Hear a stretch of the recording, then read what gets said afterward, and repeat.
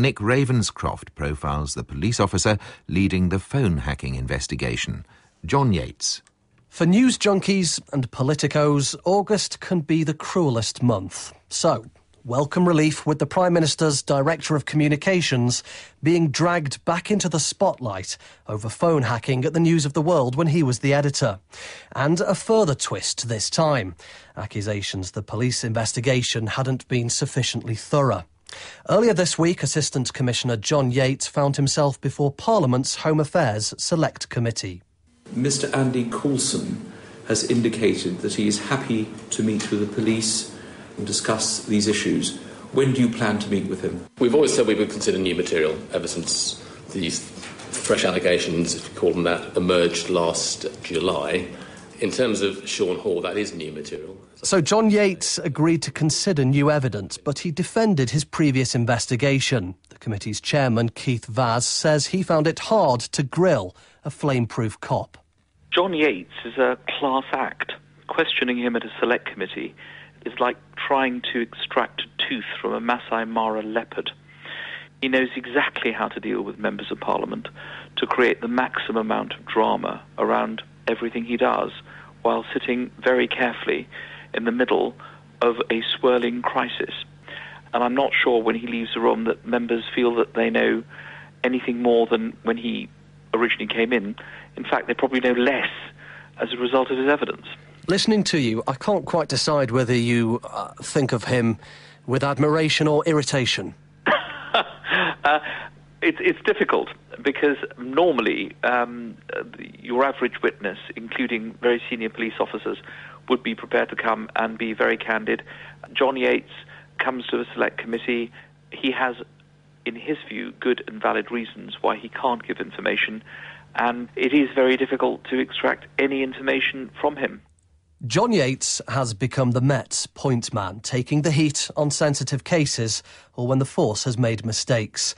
A safe pair of hands, but for a man so much in the spotlight, little is known about Yates of the Yard. The making of him as top management material began in 1998 with the Macpherson inquiry into the murder of Stephen Lawrence, which concluded the Met was institutionally racist. Sir John Stevens, who was Deputy Commissioner at the time, recalls taking John Yates with him to meet protesters who'd gathered at Scotland Yard. Well, I remember one night when we'd had a kind of demonstration outside. There were some quite well-known people outside who were really very angry at what had happened over Stephen Lawrence.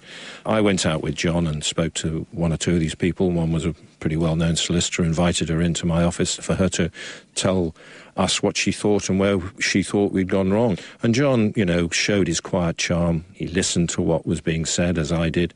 And all of that actually takes a fair bit out of you, because at the end of the day, you don't like to be criticised, and you certainly don't want an organisation that you are very fond of and you've put your heart into over, in many cases, 20, 30 years being criticised in the way it was.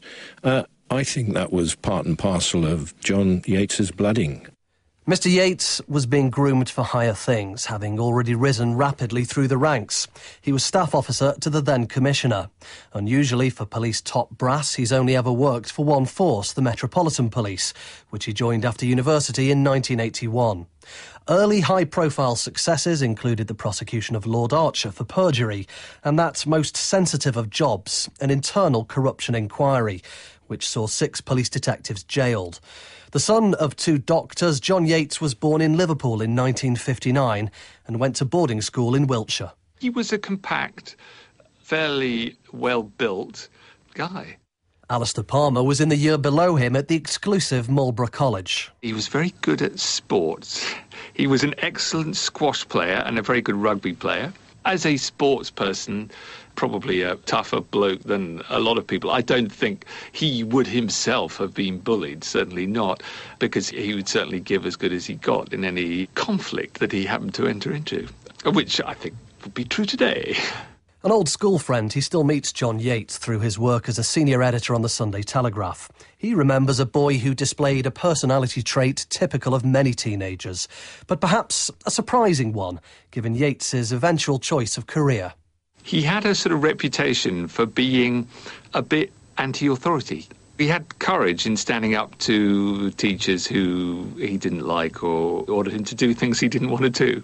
which it's sort of unusual that somebody should join an authoritarian and hierarchical organisation like the police and also rise so high and so quickly as he's done within that, given that reputation. But in a way, given the kind of investigations which he has had to do in dealing with very powerful figures, he has had to be able to pursue those investigations with a determination which would take a degree of personal courage, certainly. And I think he does have that.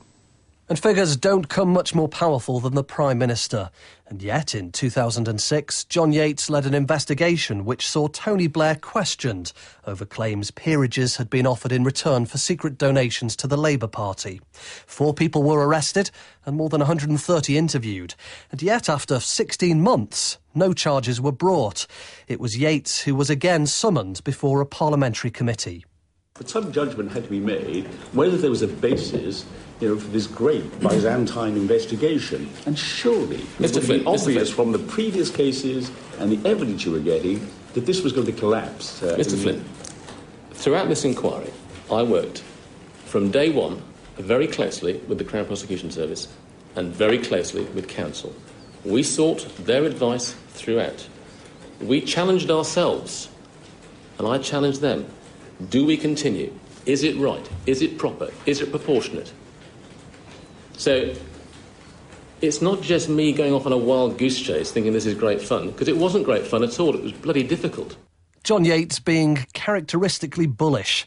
The MP who made the original complaint to the police, which started the Cash for Honours inquiry, was Angus MacNeil of the Scottish National Party.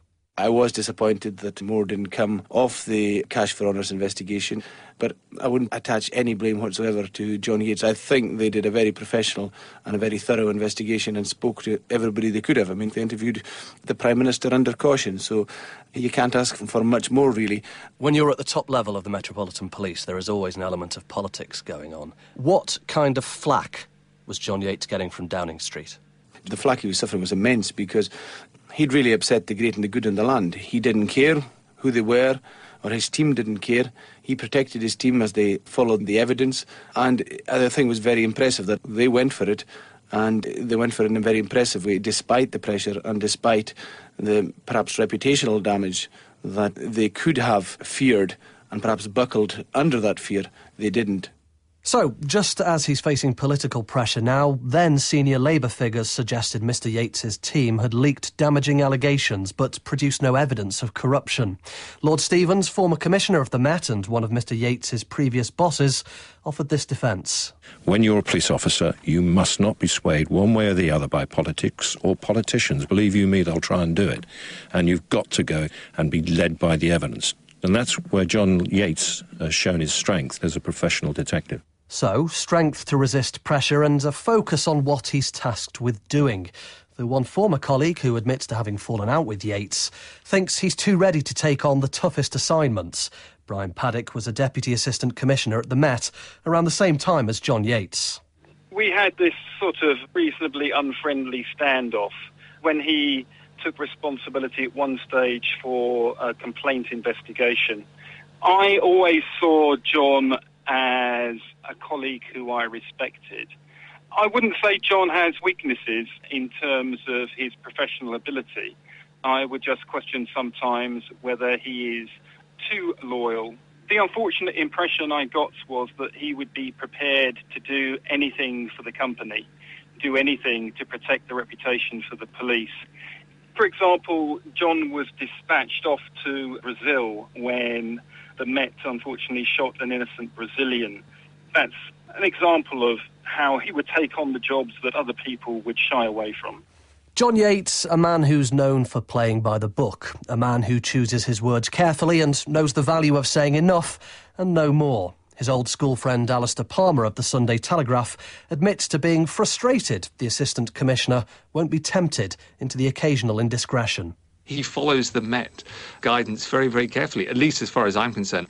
There may be journalists to whom he steps over the line, but he's certainly never done that with me. I wish he did, but he doesn't. He always sticks to what he's kind of allowed to say. He doesn't give me a sort of briefing of a kind of, God, if you tell anybody that I told you this, you'll get me in terrible trouble. He just hasn't done that. He's too smart, I think, really. I guess as every top person in the police force must know that, that there are a lot of careers that have been undone by making mistakes and talking to the press.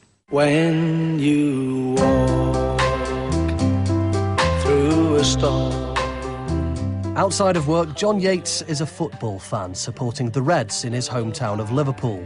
This, the Anfield Anthem, is what he describes as his favourite song.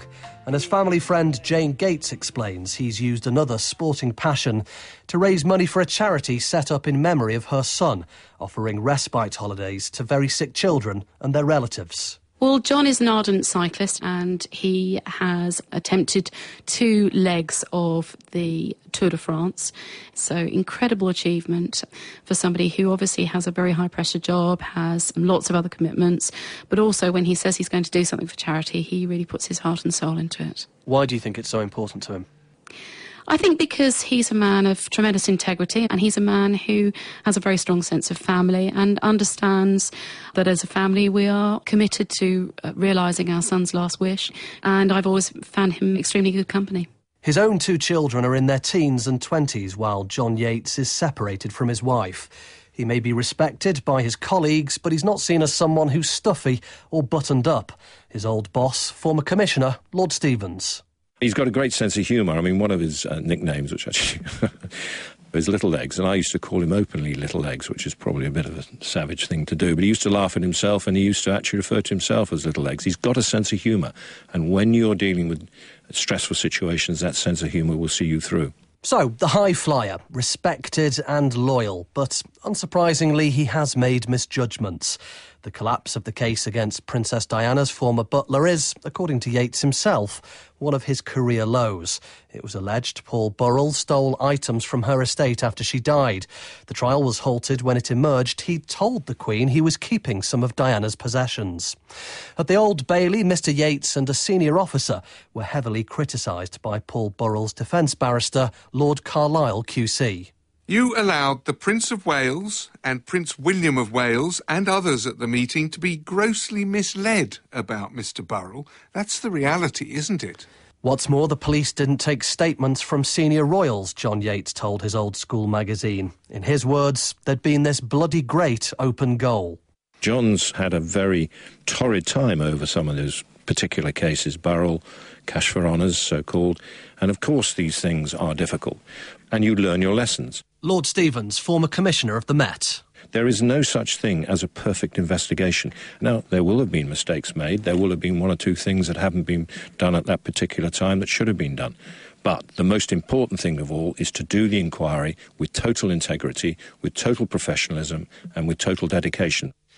Tipped for the top as a possible future commissioner himself, John Yates is a man who's all too aware of the interface between policing and politics.